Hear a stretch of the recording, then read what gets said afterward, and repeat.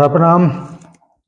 सहारा India परिवार के मेरे प्यारे कर्तव्योगी साथियों और सहारा से जुड़े समस्त सम्मानित जमाकर्ताओं का एक बार पुनः यथार्थ पर हार्दिक अभिनंदन, स्वागत है। दोस्तों, आज 1 मई है और 1 मई को मुझे सहारा इंडिया परिवार में 33 वर्ष पूरा होने के बाद 34वां साल लग रहा है और इत्तेफाक की बात है, आज ही मेरा जन्मदिन भी है। फेसबुक पर या सोशल मीडिया के जितने भी प्लेटफॉर्म हैं, सभी पर बहुत सारे लोगों ने शुभकामनाएं प्रेषित की हैं।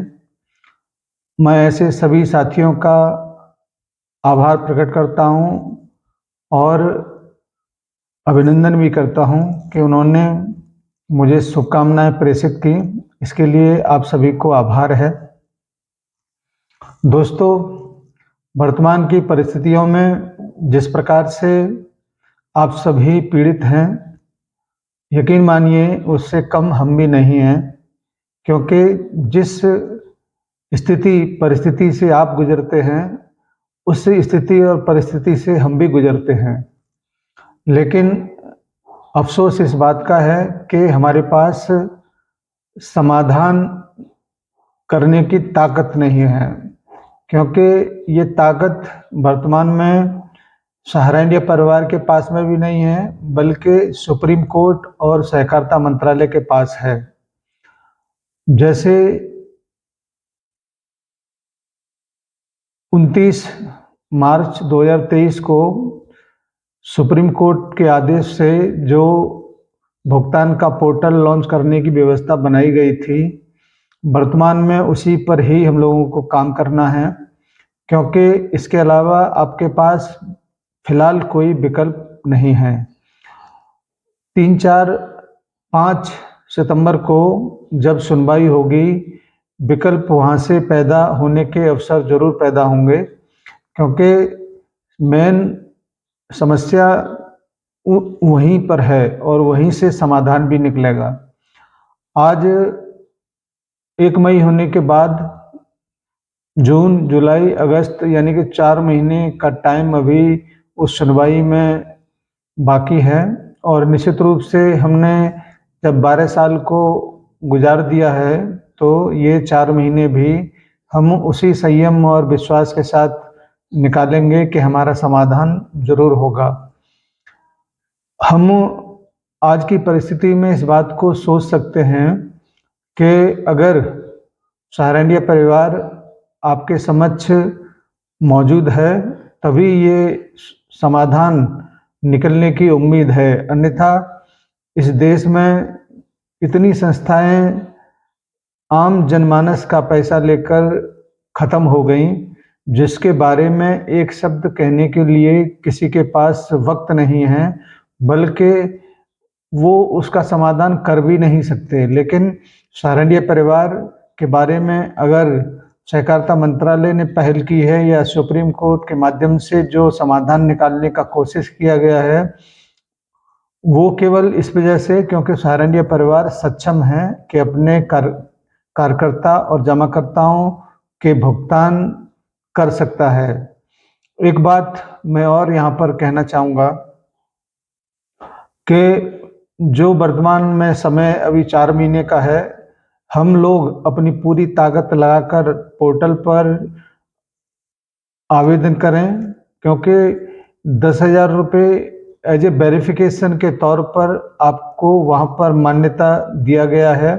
और 10,000 के बाद जहाँ तक मुझे उम्मीद है, बाकी का जो भी धनराशि आपका जमा है, वह निश्चित रूप से सहारा इंडिया परिवार के काउंटर से ही भुगतान होगा। अब आप यहाँ पर ये कह सकते हैं कि सहारा के कार्यालय तो खुले ही नहीं हैं, तो खोलने के लिए ज़्यादा वक्त लगेगा नहीं, सारा सेटअप पहले से ही तैयार है। केवल वहाँ पर व्यक्ति को बिठाने का और तमाम जो छोटी छोटी समस्याएं उसको निपटाने का जिम्मेदारी सहारा इंडिया परिवार का होगा। इसीलिए आप इस बात को छोड़ दीजिए कि 10,000 रुपये से क्या होगा या 10,000 रुपये की वजह से हम पोर्टल पर डिमांड नहीं करेंगे, क्योंकि अगर पोर्टल पर आप डिमांड नहीं करते हैं तो निश्चित रूप से इस बात का प्रमाणित होगा कि सहारा के पास में जमाकर्ता नहीं है। केवल 1 करोड़ 2 करोड़ लोगों ने जो पोर्टल पर जाकर अपनी डिमांड को किया है, उस डिमांड को करने से ही हमारा काम नहीं हो रहा है, बल्कि जितने भी लोग छूटे हुए हैं वो सब अपनी डिमांड को वहाँ पर करें, क्योंकि आपका वेरिफिकेशन 10,000 रुपये जब आपके खाते में पहुँचेंगे तब ही हो पाएगा। इसलिए आप निसंकोच आप वहाँ पर डिमांड करें और ये न सोचें कि हमारा अमाउंट कितना बड़ा है, या आप ये भी न सोचें कि 5 लाख रुपए से ज़्यादा का अगर डिमांड हम करेंगे तो हम आईटी रिटर्न फाइल कहाँ से दिखाएंगे। आपको इस बारे में चिंता नहीं करनी चाहिए, क्योंकि पिछले 10-12 साल से बहुत सारे लोगों का जो अमाउंट कम भी था वो रीइन्वेस्ट करके बड़े अमाउंट में बदल गया है। इसकी जिम्मेदारी, इसको वेरिफिकेशन करने की जिम्मेदारी भी सहारनपुर परिवार की ही है। आगे वो कोई न कोई रास्ता जरूर निकालेगा। इसमें हमारा और आपका ये नैतिक कर्तव्य बनता है कि हम अपनी हाथ में जो काम है उसको पूरा करें। सहारनपुर परिवार ने अपने कार्यकर्ताओं के माध्यम से मोबाइल एप्लीकेशन पर आपका जो समस्या है उसको निपटाने का भी एक काम किया है, जिसमें आप अपनी जो मेंबरशिप है उसके फॉर्म को अपलोड करके आप उस डिफिशियंसी को हटा सकते हैं जिसमें ये बोला गया है कि आप सोसाइटी के सदस्य नहीं हैं। इसके अलावा भी बहुत सारी डिफिशियंसी वहाँ पर हैं जो धीरे धीरे वक्त गुजरेगा तो वहाँ से वो डिफिशियंसी भी हटेगी, लेकिन सबसे पहले आप वहाँ पर डिमांड कर दें जिससे आपके भुगतान के रास्ते खुल सकें। 3, 4, 5 को ये जो आपका डिमांड है ये भी बहुत बड़ा रोल अदा करेगा, क्योंकि सेबी ने इस बात को बड़े प्रामाणिकता के साथ में सुप्रीम कोर्ट के सामने रखा था कि सहारा के जमाकर्ता फर्जी हैं और वो भुगतान मांगने नहीं आ रहे हैं।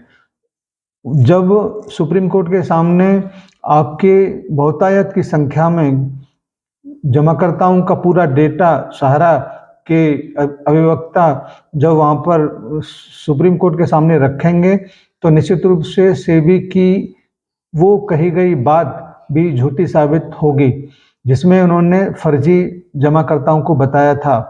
आपसे मेरा आग्रह है कि जो भी समय हमारा 4 महीने का बाकी है, युद्ध स्तर पर अपने जो भी डिमांड है उसको डिमांड को करें और अपनी उपस्थिति दर्ज कराएं। अगर आप ऐसा नहीं करेंगे तो आने वाले समय में आप निश्चित रूप से अपने इस कदम को गलत साबित पाएंगे। इसमें एक बात और महत्वपूर्ण है कि अगर आपने डिमांड नहीं किया, क्योंकि डिमांड करने के बाद में ही आगे की प्रोसेस शुरू होगी और ये भी हो सकता है कि पोर्टल पर जितने लोगों का डिमांड हुआ हो उनका नंबर पहले आए, तो आपका वहाँ पर डिमांड करना बहुत आवश्यक है और इसके लिए आप के मन में जो भी शंका है उसको दूर फेंकिए और अपने जमाकर्ता अपने कार्यकर्ताओं के माध्यम से वो डिफिशियंसी को हटाने का काम जो भी उनके हाथ में है वो करें और डिमांड भी जरूर कर दें। अमाउंट चाहे जितना हो ये फर्क नहीं पड़ता, फर्क ये पड़ता है कि आपने डिमांड किया है या नहीं, क्योंकि 3 सितंबर से पहले कोई भी कोर्ट के माध्यम से आपको राहत नहीं मिलेगी, तो आप ऐसी सूचनाओं को भी नज़रअंदाज करें जो इस तरीके की बातचीत बहुत सारे लोग कर रहे हैं कि उससे पहले भी कुछ हो सकता है। ये बहुत मुश्किल है, क्योंकि एक बार जब सुप्रीम कोर्ट ने आदेश दिया है उसको बदलने के लिए मुझे नहीं लगता कि कोई कारण है। इसीलिए मैं बार बार आपसे कह रहा हूँ कि पोर्टल पर जाकर अपनी डिमांड को करें और डिमांड करने के बाद जो भी उसमें कमी आती है उसको आप लोग अपने स्तर से या कार्यकर्ताओं के माध्यम से जो मोबाइल एप्लीकेशन है उसके माध्यम से उसको दूर करें, जिससे भुगतान के रास्ते खुलें। एक बार फिर से आप सभी का मैं आभार प्रकट करता हूं कि आपने मुझे जन्मदिन की शुभकामनाएं प्रेषित की। इसके लिए मेरे पास शब्द नहीं है। आप मेरे अपने ही अंग हैं और इसीलिए मैं आपके लिए तमाम सारी बाधाओं को दूर करते हुए, तमाम सारी प्रॉब्लम समस्याओं को फेस करते हुए आपके समक्ष प्रस्तुत होता हूं, क्योंकि मुझे आपकी चिंता है। मैं पेशेवर यूट्यूबर नहीं हूं और न ही मेरा यूट्यूब से कोई लेना देना है।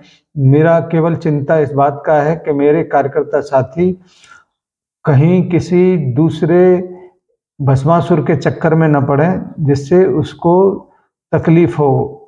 आपसे विशेष आग्रह मेरा यही है कि तमाम ऐसे यूट्यूबर को आप नज़रअंदाज करें और अपने इस भाई पर विश्वास करें। निश्चित रूप से जो भी सूचना होगी, जो भी खबर होगी, हम बिल्कुल समय न गंवाते हुए आपके समक्ष उपस्थित होंगे और बीच-बीच में जब भी हमको ज़रूरत पड़ेगी, जब भी कोई सूचना आती है, तो निश्चित रूप से आपके बीच में उपस्थिति होगी। वैसे एक प्लानिंग ये भी है कि हम मुख्यालय के तमाम वरिष्ठों के पास अपनी इस संवेदना को, तमाम अपनी प्रॉब्लम को उनके सामने रखें। इसके लिए पूरे देश के तमाम वरिष्ठ लोगों को आह्वान कर रहा हूं कि वो एक प्लानिंग बनाएं और हमारे साथ मुख्यालय भी चलें, जिससे वहां जाकर तमाम वरिष्ठों से वर्तमान की परिस्थितियों में बात करें और संस्था की इस चुप्पी की राज को जान सकें।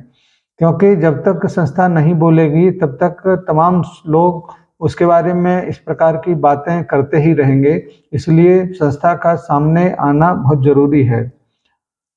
आज की इस बात को मैं यहीं पर समाप्त करता हूं और उम्मीद करता हूं कि आप अपने भाइयों तक मेरे इस संदेश को ज़रूर पहुंचाएंगे कि पोर्टल से डिमांड करें और तमाम जो डिफिशियंसी है उसको दूर करने में हमारे सामान्य जमाकर्ताओं का सहयोग प्रदान करें। जय हिंद, सादर सारा प्रणाम।